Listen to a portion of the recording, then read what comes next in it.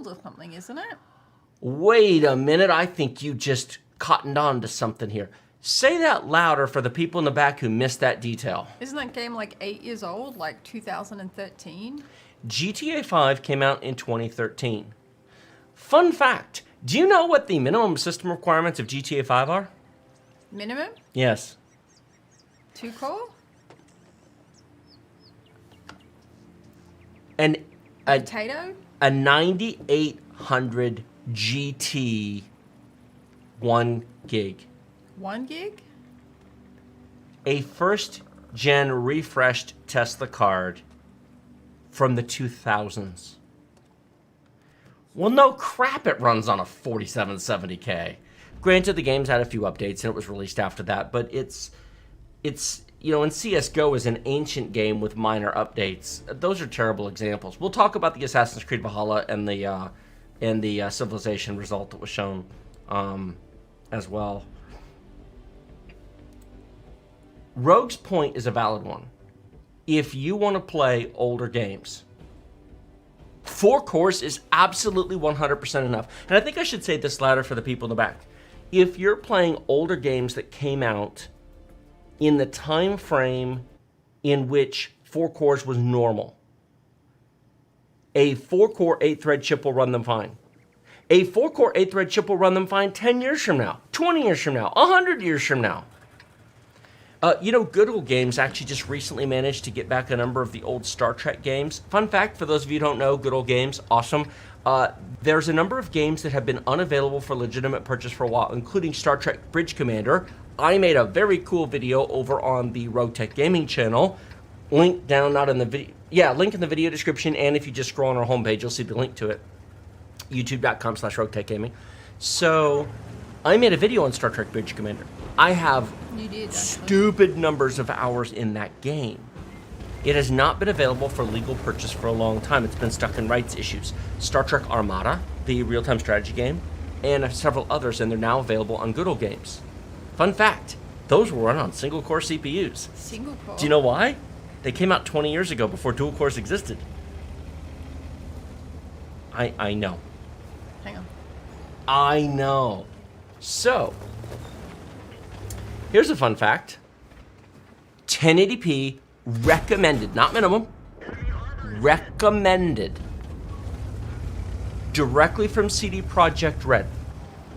Cyberpunk 2077, the game everybody likes to crap on and say, well, that's an unoptimized pile of crap. Cyberpunk sucks. Cyberpunk's hard to run. Well, you can't use that as an example. 1080p, recommended specs, Cyberpunk 2077, Ryzen 3 3200G. 4 cores, 4 threads, Zen Plus. I think I can. No, I can't. I'm sure it will run in display frames. Click. Wait. I'll bet you I could even find a section in the game, maybe in the desert, maybe in an unpopulated area. I could probably find an area where I could run a benchmark that would make a point and say, look, see, look at the average and 1% low. It's fine. Ian says, if you run the benchmark for GTA 5 on an old Pentium Ivy Bridge 2-core 2-thread, no AVX, the jet doesn't load properly and gets stuck at its spawn point in the city. It may very well. I know the jet, because that's the thing he loves to do, is sneak into the base and steal the jet. I have stolen the jet a couple of times, yes. Here's the thing. If you're benchmarking GTA 5 by using the built-in benchmark, you're doing it wrong. And I'm sorry, Ian, testing that game using the built-in benchmark is not... You can use it to test graphics cards. I don't find it to be a valid test for CPUs. And a lot of games' built-in benchmarks are invalid for CPU testing. The problem is that built-in benchmarks do not contain... Well, it's obviously going to vary per game, but for everybody watching, this is an important point. A built-in benchmark does not contain enemy AI, server interactions. It doesn't contain player input lag. The game does not have to respond to the player. The game knows what's coming because it's running on a rail. A great example of this is the Division 2. The Division 2 has a built-in benchmark. I have used it. I have also done an unbelievable, crazy amount of live gameplay testing on the Division 2. I've got over 300 hours in that game, and between running all the built-in benchmarks and testing it on everything from 4-core 4-thread chips to 16-core 32-thread chips, it's one of those games that I know very, very well. I can tell you what you can expect in different, not just that, but different parts of the game. Open world, instanced, closed world tunnel sections of the game, the Dark Zone PvP multiplayer. Those all perform differently. You cannot infer the entire game's performance from the built-in benchmark. And if all you're running is the built-in benchmark, you don't know how the Division 2 runs. And this is something that isn't covered enough in the tech press, in my opinion. Because you see benchmarks, you see charts, you see numbers, and everybody goes, oh, well, there's the number. What does that number represent? What does that number mean? Yeah. Ian said every test is valid is the conclusions you draw. That's a good way of putting it. The built-in benchmark of the Division 2 is a good graphics card test. And the nice thing about it, it's very repeatable, obviously. You can run it over and over, and if you're trying to test a large number of things in a short period of time, what I don't consider the built-in benchmark to be useful for is CPU testing outside of pretty extreme comparisons. I mean, if you were testing a dual-core Pentium versus a Ryzen 9, well, okay, it's going to show a large difference. But here's an example. If you wanted to show the performance difference between an i7 7700K and an i5 7600K, that is a 4-core, 8-thread, I know you know what it is, Ian, but I mean for everybody else watching, a 4-core, 8-thread, 7th generation Kaby Lake versus a 4-core, 4-thread, 7th generation Kaby Lake. The built-in benchmark in the Division 2 is not useful for showing the real-world gameplay difference between those two chips.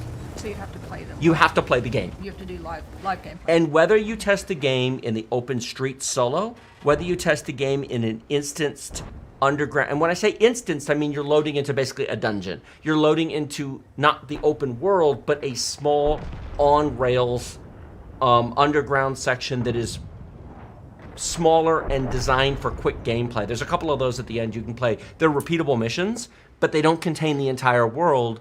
They just contain an entrance and an exit, and basically it's a corridor shooter at that point rather than being an open world shooter.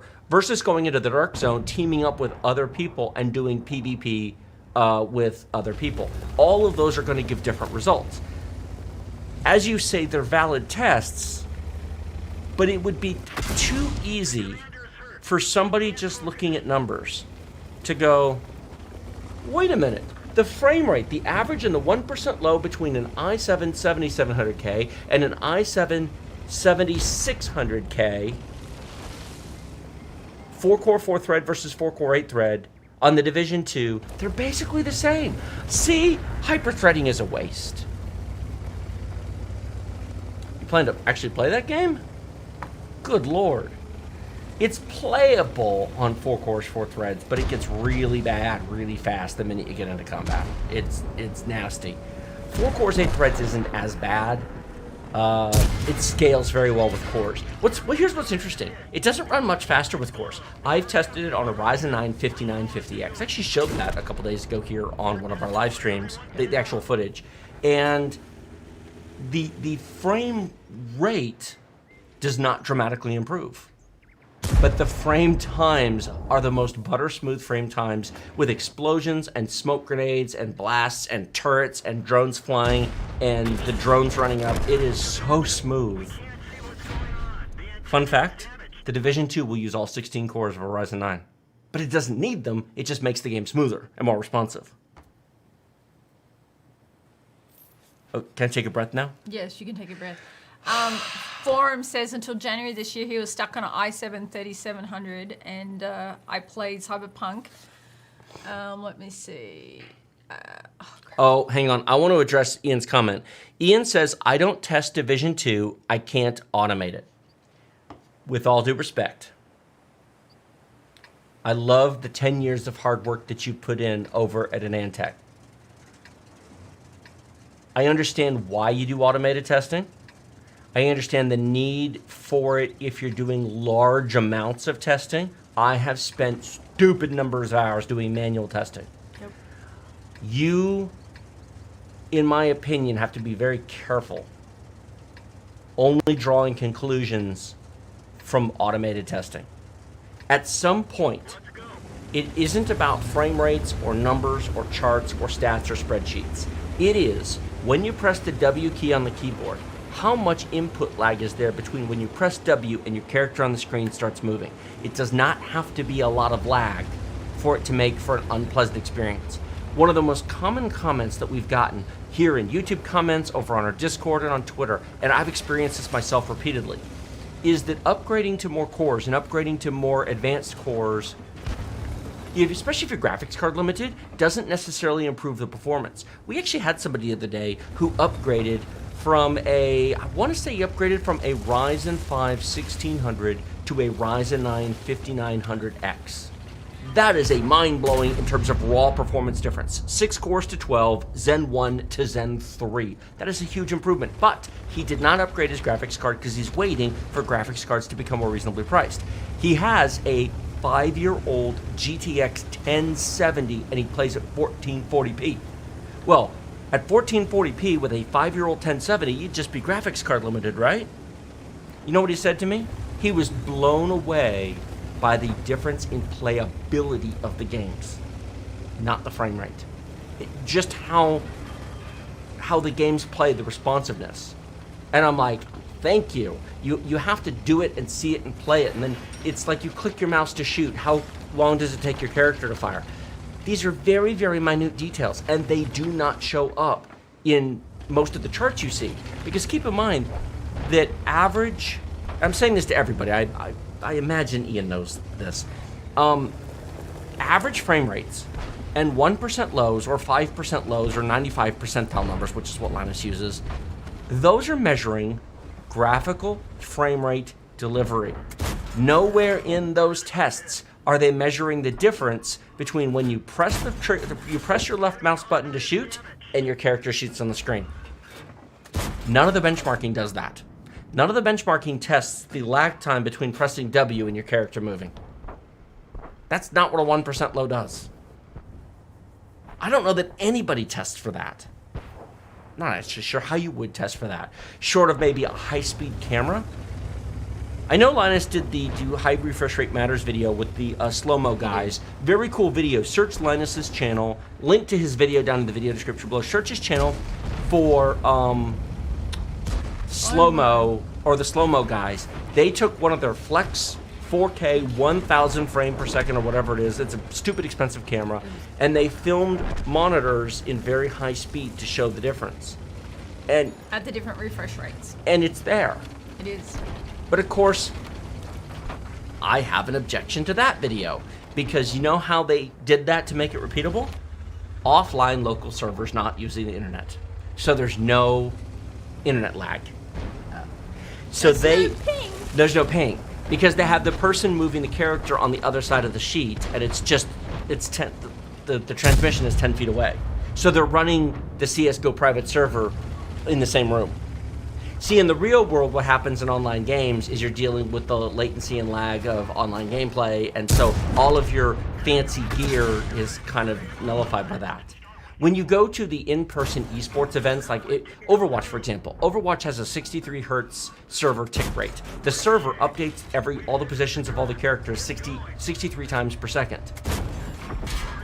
And then there is a latency delay in internet transmission to everybody. It's a horrific lag. The game tries to compensate for this. It uses motion prediction. One of the things that the client does in Overwatch and most online games do is, like, if you're moving forward, the game attempts to guess what you're going to do, and it transmits that, and then on the other people's clients, this is why you think people are hacking. You shoot, and on your screen, you see it hit them. You think you're hitting them, but it doesn't register a hit, and that's because what you saw on the screen was motion prediction, not where they were, because the server hasn't updated it yet.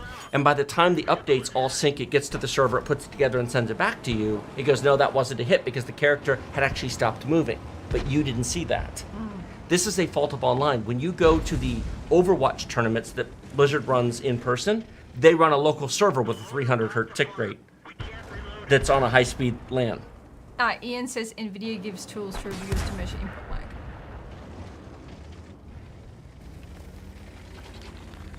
I would be interested in hearing how you do that, because I'm interested, but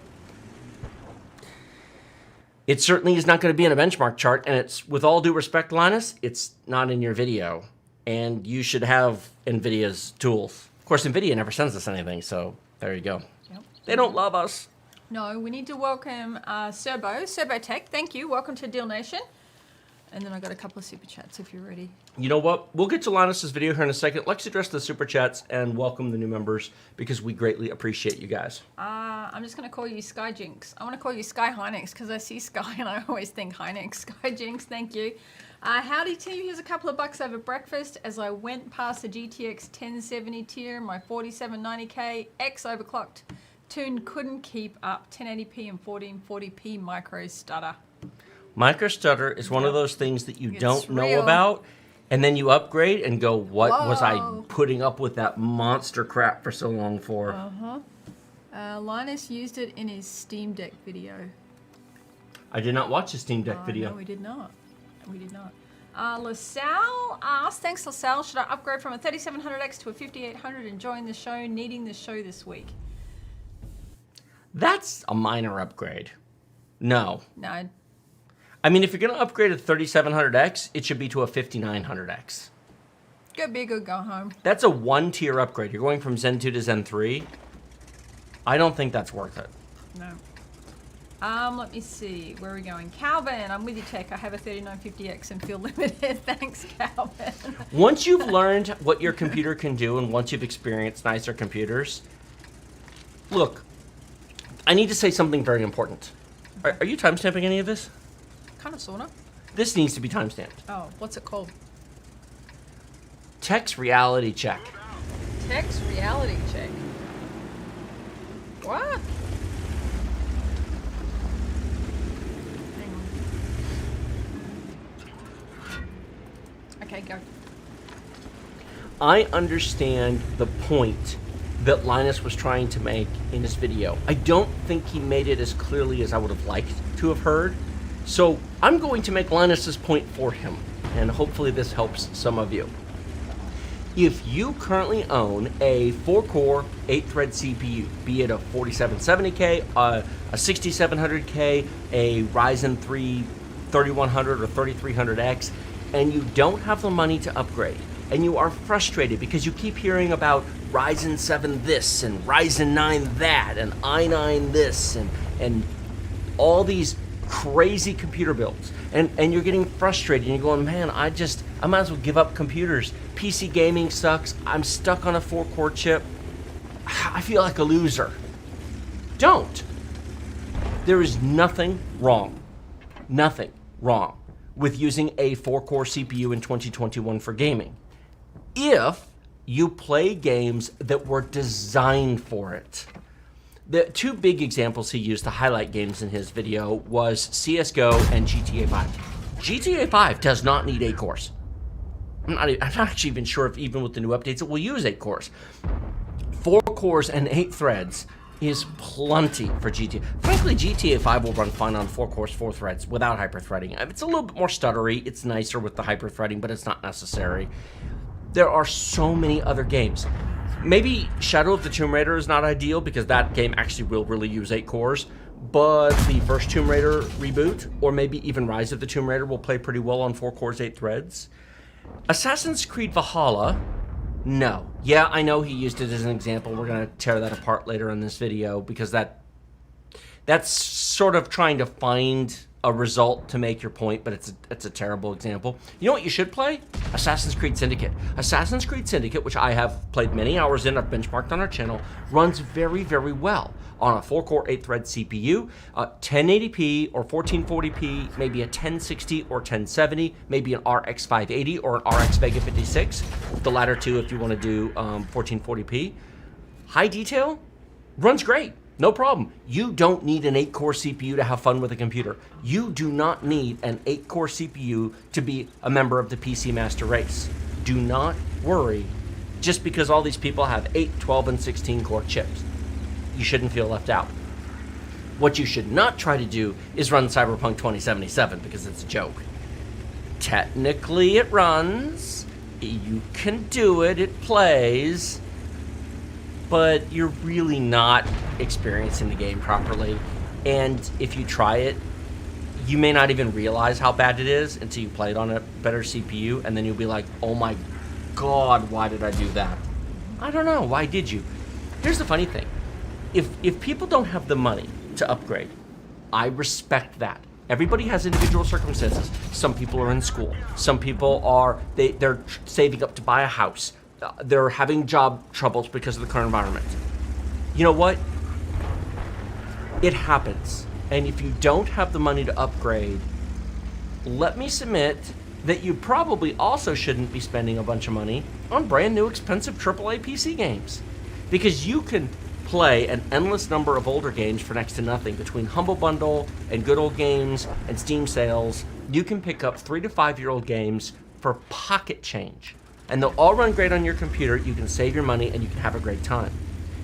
If you have the money to buy the AAA game of the week, upgrade already.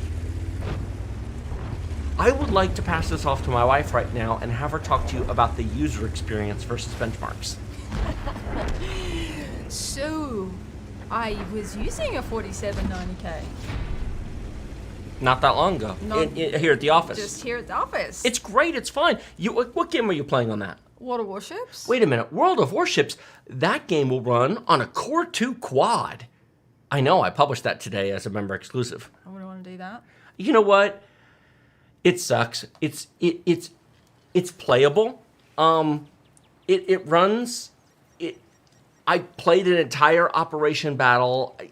It's on one hand, it's not that bad, and on the other hand, it's horrifically awful. Do you know how long the level? Anyway, so my experience is love you, dear. Did you like my experience? Sorry. That is fair. I accept that rebuke. So, waiting for loading screens to load, like the results screen, like text results would be up, and it's like, you got your results yet? I'm like, nah. Yet? Nah. Yet? Nah. Would you stop asking that? Eventually, a couple of minutes, I got my results screen. Windows updates. I mean, just even updating World of Warships, because, you know, quite a few patches come out for that game, so you're always needing to patch the game. So slow. So, 4 cores, you just have to wait and be a little patient. People with 4 cores are patient people. That's kind of what I've discovered. I'm just going to show, not play the audio. The audio is worth listening to because I give a summary of this entire thing. This is a Core 2 quad with a GT 1030 at 1080p high detail. Now, disclaimer, this is not the current version of the game. It has been updated. It probably will not run this well now. This test was done. That was a while This ago. test was done when the Cleveland was tier 6. Yeah, you said that this morning. If we get further along into it, it drops down to 30 frames per second. But here's the thing. Watch the smoothness. Now, there's no frame time. I was looking for the frame time. This is before the frame time graph was up there. This test was done a while ago. That's how old that is. But look at the ship. Look at the water beneath the ship. This is a Core 2 quad with the GT 1030 at 1080p high detail. Watch out for the island. It's not 60 frames per second, but it's playable. The loading screens take until the heat death of the universe, but it's playable. Yeah, there are a lot of The games. game update takes forever. Yeah, it By the does. way, this system only had 6 gigs of system RAM. Not even 8. 6. 6. It runs. And you know what? If this is all you've got, Then you get to be patient. then enjoy it.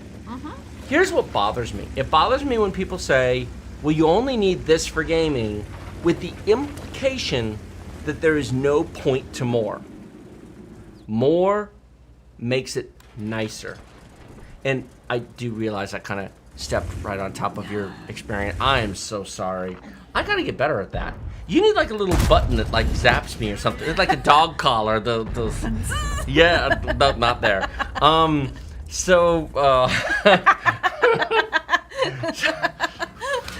That worked.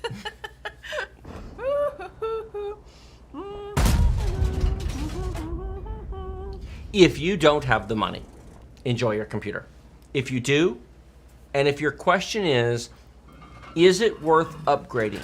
If you're asking if it's worth it in the sense that you will A, notice a difference, B, have a better overall user experience, and C, be able to enjoy a wider variety of things with a quicker update time, quicker load time, quicker launch time, smoother gameplay, more responsive machine, upgrade already. Okay, honey? Yeah. Why don't you tell everybody about not just 4 cores to 8 cores? Well, you never even finished your 4-core to 8-core because I stepped all over it.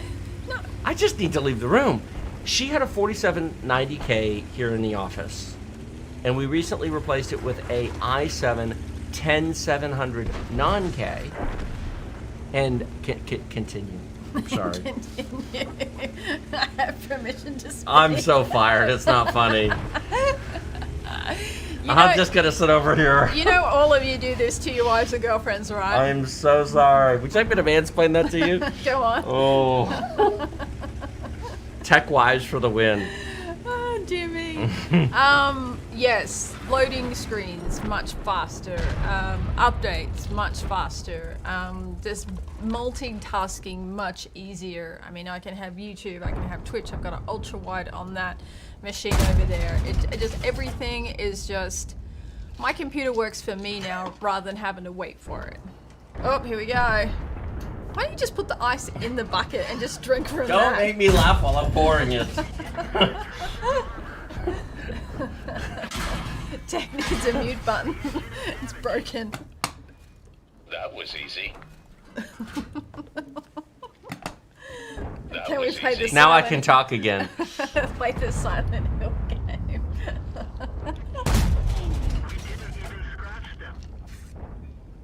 No, Lordy Goose, it's not a hate wave. We like Linus. It's just we're commenting on the video, that's all. I totally get the point Linus was trying to make. I really do. I don't think it was made very clearly, and I don't think the distinction of what you get with more cores was made very well. It was a short video. Has he watched? Yeah, he watched the video.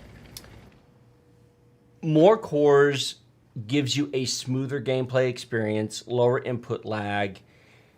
Like, Linus did show multitasking, except... No, it wasn't. He loaded up Adobe Premiere and then left it doing nothing in the background. He loaded up OBS and left it doing nothing in the background. Multitasking would be rendering a video. I wouldn't... Respectfully, I would not say that. That's silly. You shouldn't be doing that while you're playing a game. You No, can. you shouldn't be. Multitasking is having OneDrive syncing or G Drive syncing. It's your having Backblaze backup running. backup running. It's watching Twitch streams and YouTube videos. It's listening to music. It's having your background programs doing something. It's Discord voice chat. It's using OBS to live stream, not just having OBS open. So, in that regard, I disagree with that assessment. Last year, I upgraded my gaming PC at home from an i7 8700K to an i9 9900K. Same per core performance. To be sure, it's 8th gen to 9th gen, but for those of you who don't know, those are basically the same cores. They're all Skylake cores. There's no difference there. The 8700K is 6 cores. The 9900K is 8 cores. Shouldn't be any difference, right? I mean, I'm just gaming. This is my home machine. Before you all go, well, yeah, but you're a YouTuber and you do 4K video. This is my home machine. I have an 18-core Cascade Lake X here at the office, the i9 10980XE with 128 gigs of RAM. That's my work machine. My home machine is for just playing video games. It's just for hanging out. I don't edit videos at home. I might make thumbnails at home. I made today's thumbnail at home, but that's not demanding. So, well, it's Photoshop, so it's Adobe. It sucks, but that's not really anything you can fix. Adobe kind of sucks no matter what computer you have. That neither here nor there. The system responsiveness difference going from 6 to 8 cores was noticeable and dramatic. Not from benchmarks, not from averages, not from 1% lows.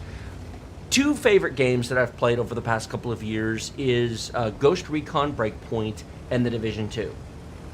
6 cores is enough for those games. I've benchmarked them. I've shown that 6 cores is enough for those. In fact, fun fact, I have a video comparing 4, 6 to 8 cores on this channel. In Ghost Recon Breakpoint. It runs. It's playable. You could play all of Ghost Recon Breakpoint on a 4-core 8-thread chip. Now, I did test it on a 4-core 4-thread chip, and that was pretty crap.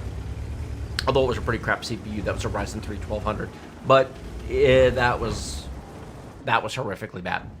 So, 4 cores, 8 threads will play that game. It plays much better on 816. Source? Me. Hundreds of hours of play. Yeah, it's got a built-in benchmark. I don't care. It's much better on an 8-core chip. Ghost Recon Breakpoint wants an 8-core CPU. Period. I don't care what your numbers and charts say. The game is much nicer on an 8-core CPU. I have too much time in that game, played across a variety of chips. But the benchmark charts don't show it. So what's the solution? Well, here's an interesting thought. Subjective analysis. I'm going to give you a comparison. Car reviews. If you want to figure out, should I buy a Toyota Camry or a Honda Accord? Should I buy a Ford F-150 or a Chevy Silverado? Or a Dodge Ram for you FCA fans? You can compare engine horsepower numbers, 0 to 60 numbers, towing capacity numbers.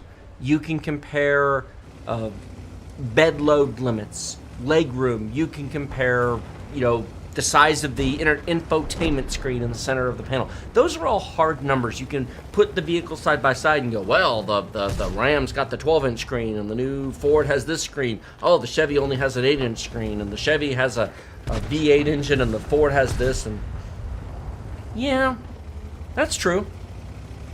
Or you can go drive the bloody things. How does the engine accelerate? How does the 8-speed transmission in the Dodge Ram accelerate versus the 10-speed transmission in the Ford F-150? That's not a benchmark. That's a subjective experience from an auto reviewer. And at some point, you have to sort of say, that vehicle rides smoother than that vehicle. How do you know? I drove them both, and that's my opinion. And that's something that is missing from this industry, is subjective reviews based upon personal experience. And to some extent, you have to decide over time whether or not a reviewer is biased or not. It's a fair point to bring up bias. Is a reviewer objective? Do they have enough experience with enough vehicles to be able to give you an opinion? We were talking about Ghost Recon Breakpoint and 4 cores, 6 cores, 8 cores. Okay. There is a video on the channel showing that. And it's completely playable on 4 cores. It's much nicer on 8. Mm-hmm. But the benchmark numbers don't say. In fact, you know what? Now that I've said that, now I really want to find it. Say hi to everybody while Daddy's finding it. How was your day? Exhausting and fun. Exhausting and fun. Oh, there you go. Hopes if I spell Ghost Recon correctly. Spell it. Do you need a CPU upgrade? That's not it. That's a lot of videos. It is a lot of videos. See how easy it is to find videos? Yeah, you just type it in and imagine that. Find stuff. Yeah, but I haven't found it yet. Everyone's saying hello. Oh, Chris made it home. Good job. Wow, that was 40 minutes already? I guess so. Oh, here's a video, honey. Oh, wow. How many cores do you really need? Begun the core. I did this 18 months ago. Yeah, you did.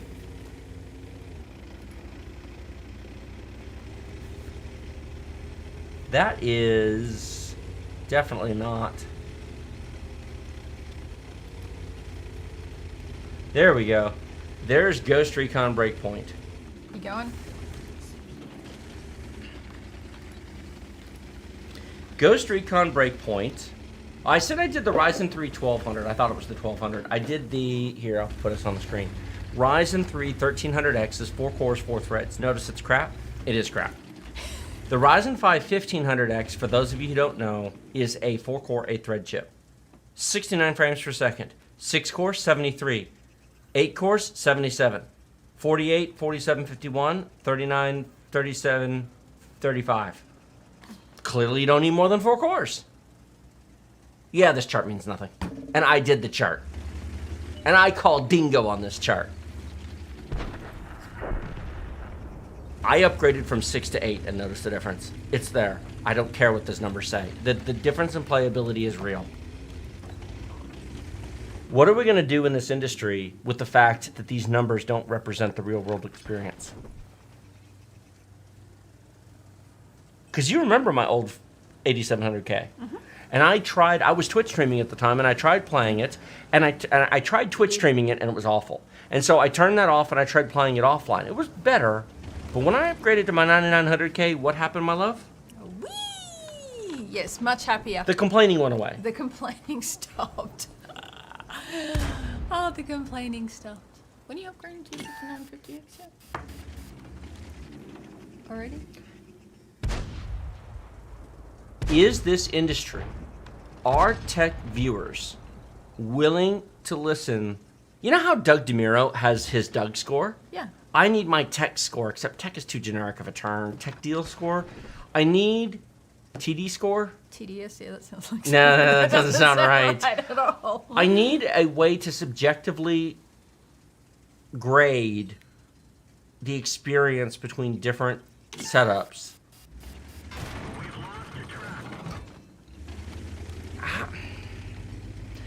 Will viewers accept the whole, yeah, here's the 0 to 60 times of the chips, but that one's nicer?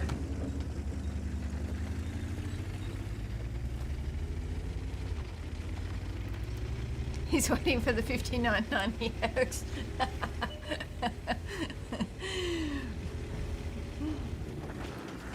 Here's the interesting thing about cores. You don't need them until you do. See, with graphics cards, if you don't have a new graphics card, you can turn down the details to a large extent and deal with it. If you have a completely crappy graphics card and you want to play Cyberpunk, if you lower the detail to 900p, 75% render resolution, low detail, you can play that on a pretty garbage graphics card.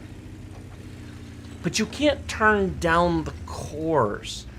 There's nothing you can do in the... See, turning down the details, if you've got like a 4-core, 4-thread CPU, turning down the details doesn't fix that. That's a graphics card issue. There's nothing you can do to fix the core. When you run out of cores, you run out of cores. When you run out of CPU performance.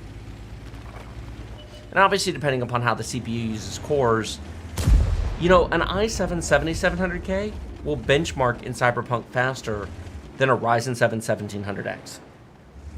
The 7700K's cores are faster, and it will generate frames faster, and a good graphics card will display frames faster.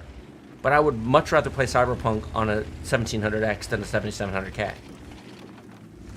Lower average frame rate, smoother frame times.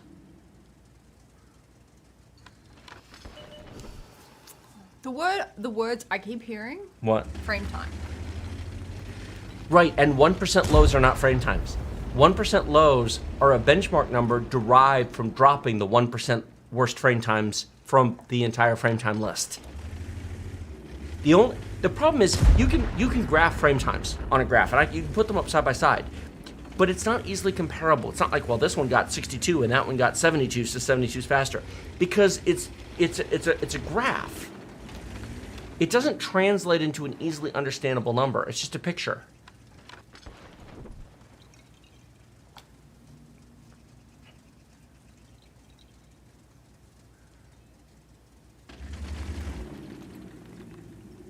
That benchmark I showed earlier of World of Warships playing on a Core 2 quad, it dropped down to 30 frames per second, lower than 30 at times, but it was smooth. It was playable. I didn't have any problem playing it. Yeah, but there's more that we do with our computer than just gaming. Right, but that's an example of how that works, but that if you take it and then make the argument that nobody needs more than that for gaming, well, that's nonsense.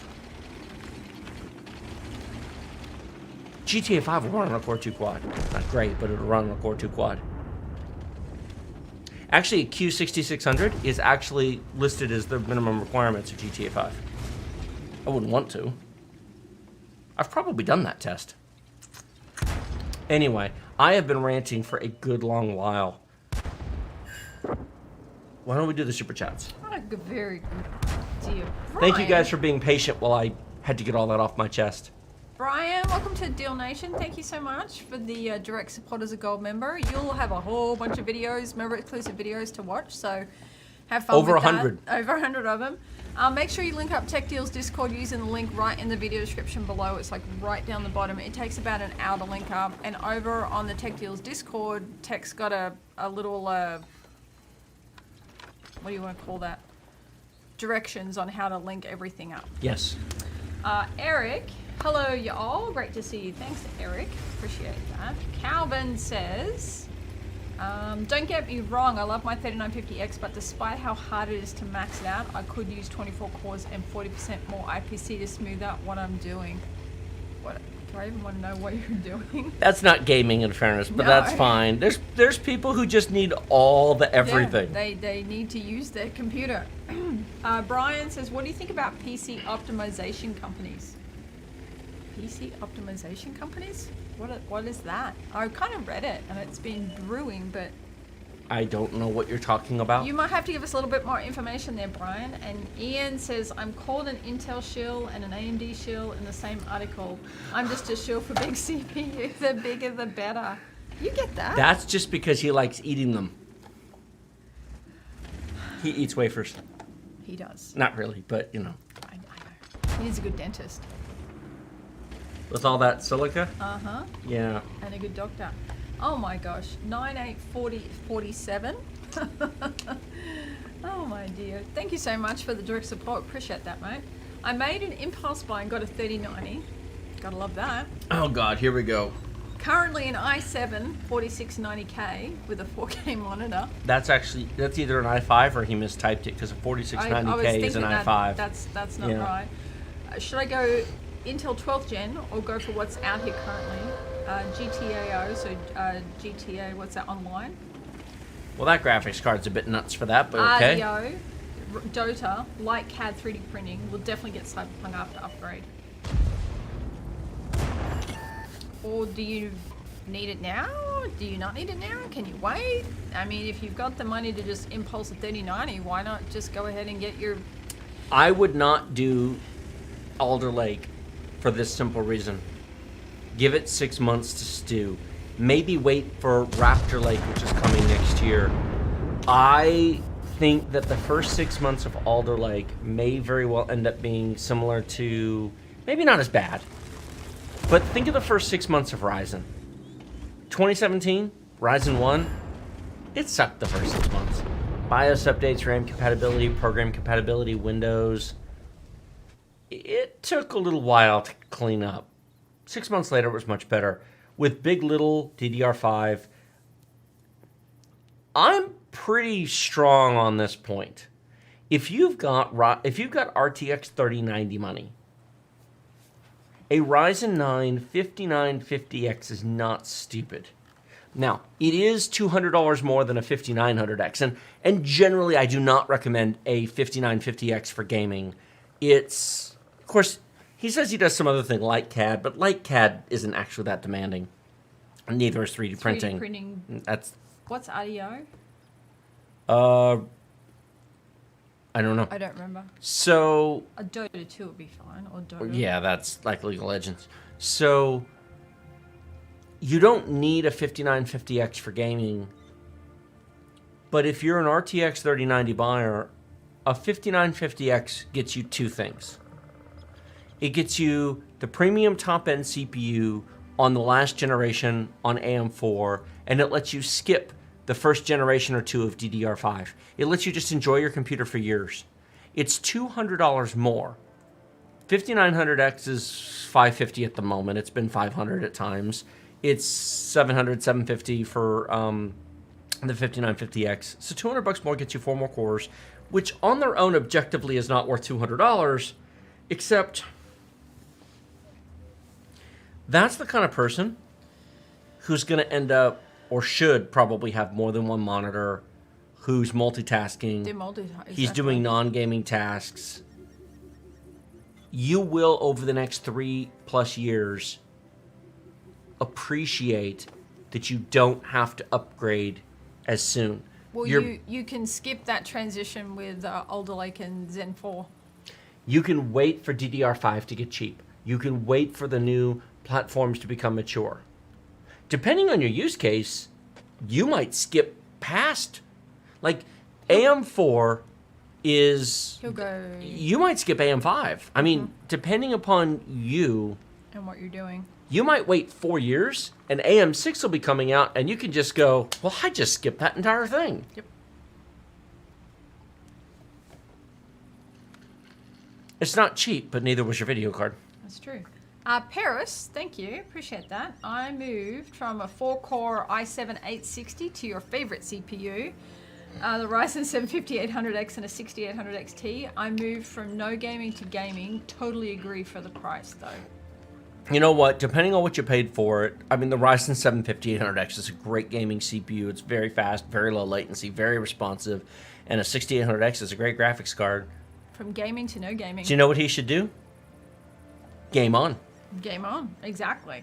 Derek, thank you. Upgrading my monitor tomorrow for my birthday. Well, happy birthday. Happy birthday.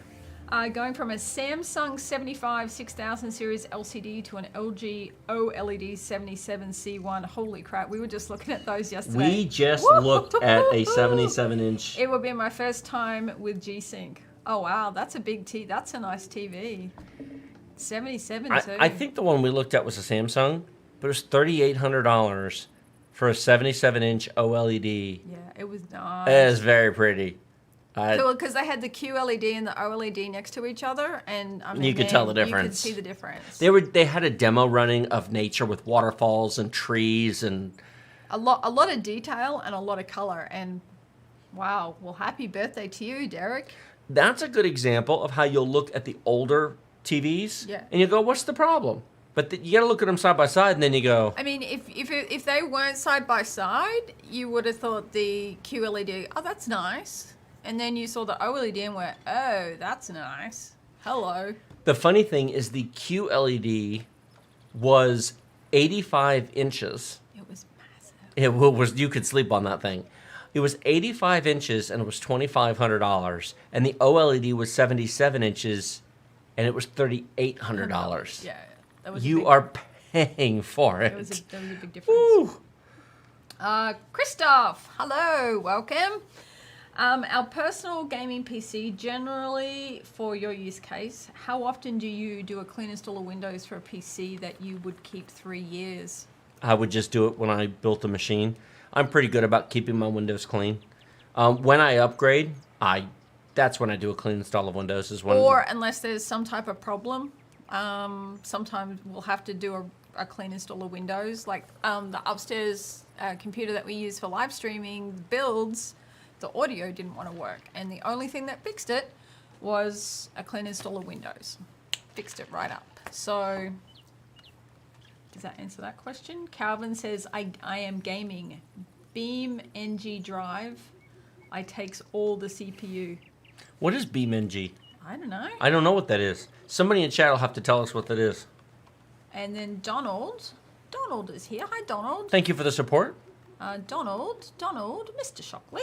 Papa Deals shouted in my ear last night. Newegg had a 3080 Ti in stock. No need now. Old games, 1050 Ti 3900X. But BTC should pay for it if needed later. There you go. Mine on. Donald.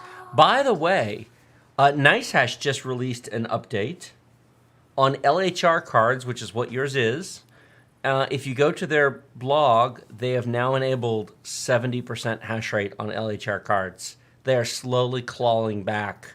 So it's not because normally LHR light hash rate cards, the 3070 Ti, the 3080 Ti, and the 3060 are all LHR cards, and some of the OG cards, not the 3090s, those are all non-LHR, but the 3060 Ti, the 3070, and the 3080, some are LHR and some are not. And so they mine at 50% rate on Ethereum. But thanks to NB Miner and the work that's been done on it, they've been improving and clawing that back. And there's a modifier you can put into, not Quick Miner, you have to use the full program.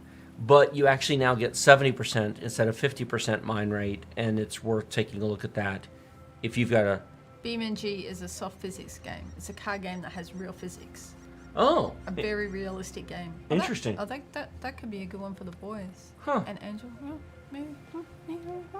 Okay, where are we going? Brimlock. Thank you. So yeah, if any of you have LHR cards, that's 20% improvement, which technically off of 50%, that would be a 40% improvement off of what you're currently getting. That's an extra maybe $2 a day $2 a day. for free. That adds up. How easy is that?